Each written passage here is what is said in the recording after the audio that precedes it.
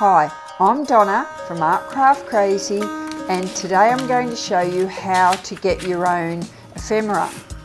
Now, I found this old recipe card booklet in Mum's Things. My mum was a really mad crafter, and seriously, she had so much craft stuff. I just don't know, I'm still going through it, and it's been 12 months since Mum passed away and went to crafty heaven.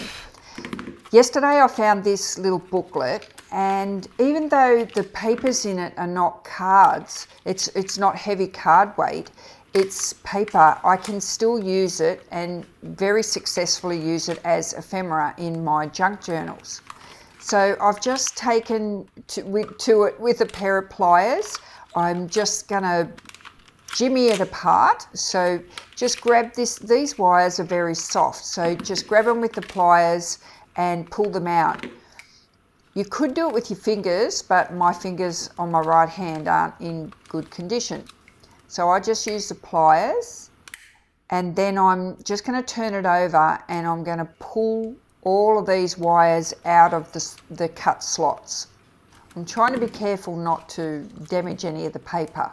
So you just turn it, roll it around, because these coils, they sort of coil in if you wanted to keep them, but I'm just going to scrap them.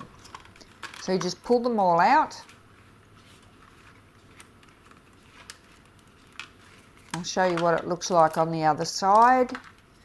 Just a minute.